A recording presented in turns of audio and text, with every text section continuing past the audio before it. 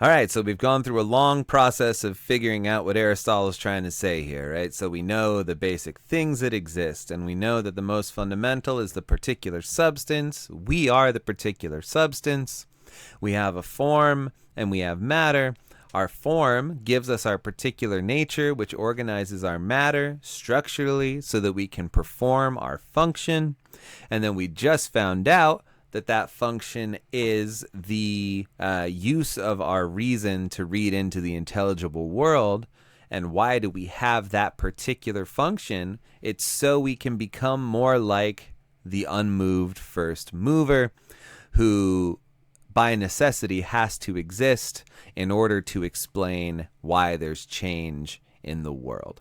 And so because the unmoved first mover sits there in sort of the perfect exercise of contemplating the theoretical bits of knowledge about the universe, we become more like the unmoved first mover insofar as we gain that theoretical knowledge. So clearly the best life is going to be one in which we emulate the first mover, right? It's going to be one in which we gain theoretical knowledge, the same type of theoretical knowledge that the first mover is eternally contemplating. Now, I hope this strikes you as sounding pretty similar to Plato, because it should, right? Plato said, look, the perfect life is one in which you are the disembodied soul sitting in perfect contemplation of the forms, right? When your soul is separate from the body, it's living its sort of perfect existence. It's sitting there in the immaterial realm in contemplation of the forms. Well, for Aristotle, although he doesn't believe the soul can leave the body, right, he's going to say the best life for you to lead is one in which you are contemplating the essential truths about the universe. All right, so, okay, there's a nice point of similarity. Even though they think the soul operates very differently, right, the best life still ends up being very similar.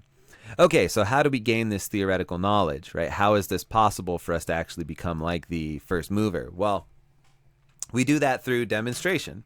And a demonstration is just an argument. But the premises, we see them as true, primary, immediate, better known than, prior to, and explanatory of the conclusion, right? So the premises for a demonstration aren't just a normal argument, right? You can make a bunch of arguments with unconvincing premises. A demonstration is a particular type of argument where we know the premises, and the premises completely explain why the conclusion is true. Okay, so, but this leads to an issue, and if you've taken any philosophy class before, you're probably very familiar with this issue. Right, so when you inspect an argument, if it's logically stable, right, logically valid, then what you do is you inspect the premises of that argument to see if either of the premises are false. Right, so you look at the premises, you say, okay, well, either that premise is false and so the argument's bad, or that premise is unconvincing and I need further argument. So for what we're talking about here with Aristotle as a demonstration, right, you don't have a demonstration until you've gotten rid of those objections, right? You don't have a demonstration until you can prove that your premises are true. But this leads us into a very common problem. It's one that Plato is trying to solve too. It's this problem of prior knowledge, right? So, okay, these premises support this conclusion, but how do we know these premises are true? Well, we give another argument to prove that those premises are true. But then we ask about that new argument. Well, how do we know the premises of that argument? And it seems like this could go on forever, right? So we keep providing arguments to keep proving these further premises, but then we have more premises that we need to justify and argue for. And so it seems like if all of our knowledge comes through demonstration, then we're going to be left with this infinite vicious regress. Or it could be the knowledge is circular, but either way, this ends up in a problem. So the idea here is if knowledge only stems from demonstration, then we run into a dilemma. And here is Aristotle highlighting this dilemma. So some say we are led back indefinitely on the grounds that if no starting point exists, we would not know what is posterior because of what is prior. They argue correctly that no one can go through indefinitely many things, and if the regress comes to a stop and there are starting points, these are unknowable since there's no demonstration of them, which alone, they say, is the way to know. And if no one can know the starting points, no one can know simply and properly what depends on them, but can know only on the supposition that they hold. Others argue that nothing prevents there being demonstration of everything, for it's possible for the demonstration to come about circularly or reciprocally. But we say that not all knowledge is demonstrative. In the case of the starting point knowledge is non-demonstrable. It is evident that this is necessary. The inquirer must know the things which are prior and on which the demonstration depends, and since the relation of dependence comes to a stop at some time, knowledge of these cannot be demonstrable. We must conclude, therefore, that not only is there demonstrative knowledge, but also there is some starting point of this knowledge, and this starting point consists in the cognition of definitions. And that unqualified demonstration in a circle is impossible is clear, since demonstration must depend on what is prior and more familiar, and the same things cannot be both prior and posterior to the same thing. That's a whole lot in there, but the rough summary is, look, if everything is known through demonstration, then we end up with an infinite regress or a circular issue. If there's an infinite regress, then we can never really come to know anything because there's no starting points.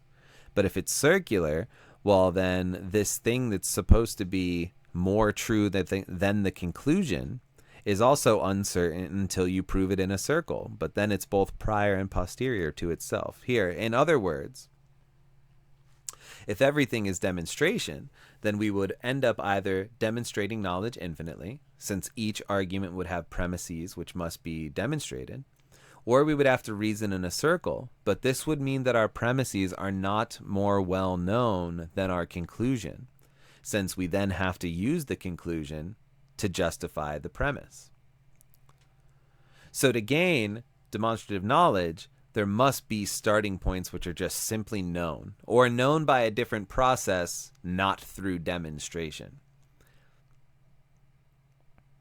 Okay, Aristotle says, look, so there's demonstrative knowledge, and then there's things we know by the process of induction, which we'll talk about in a second, and we get definitions from that process, right? In other words, we get to know the nature or essence of a thing, not because we've demonstrated it, we get it through induction, and that knowledge of natures and essences, acts as our prior knowledge. Okay, so the main points there, right? You might think that only demonstration leads to knowledge, but that leads you into the dilemma. The way to solve the dilemma, Aristotle thinks, is through induction or getting knowledge of definitions. Okay, so how do we get this prior knowledge? Right. Well, you already know one solution that somebody's given. Plato gave a solution to this. Right. So talking about how anybody can learn something in the first place. Remember, Meno is like, how, Socrates, can we learn about virtue? Either we won't know it when we find it, or one of us knows it already, and so we can never learn about anything. Socrates says, no, that's wrong. You have prior knowledge. You have innate knowledge. In other words, if you're looking at demonstrations and you're trying to justify your premises, eventually, for Plato, you're going to justify those premises by saying, yeah, I know that innately, right? I have that knowledge because I've already seen it and I'm just recollecting it. So you don't have to provide any further justification there. You don't have to provide another demonstration. You just appeal to that innate knowledge you've always had. That's a great solution to it if you can prove that the forms exist. For Aristotle, that's not going to work because he clearly can't appeal to the forms. We already saw earlier he rejects the existence of the soul before the body comes into existence, right? So there's no pre-existing soul, so it can't come into the world with innate knowledge like Plato thought. So how are we going to get something like innate knowledge to solve the problem? Aristotle says it's through induction. So the process of induction takes the following sequence. It starts with your sense impressions, then moves to your memory, then moves to experience, then moves to reason. And here's a rough description of how it would go, right? So here we perceive sensible objects or particular substances. Then we form a memory of each of those sensations, right? So we have a catalog of memories of all the particular sensations we've had in the world. And then the human, with their special rationality, right, their cognition comes in, and from all of those repeated memories, the brain is able to see correlations, and so we call this experience, right? It abstracts away from all the memories and sees that there's a correlation between all these things. And then we get one step further. After experience, we abstract away from all of those particular substances to get the universal substance. And when we truly come to know the universal, that's where your reason is coming in, right? When you're abstracting from experience and you're coming to a full understanding of the universal, that's your reason at work. And when your reason is successful and you've truly come to know the universal, then you'll be able to give a definition of its essence. You'll be able to identify all the things sharing in that essence, and you'll be able to explain how those things work. So once you've gone through the process of induction and reason has been successful, it results in definitions or essential truths. And so now we can use these as the things to kick off demonstration, right? So the infinite regress is solved. Eventually you hit the bedrock, you hit a starting point premise, and that starting point premise is justified by this process of induction, which gives you knowledge of the essence or definition of a thing.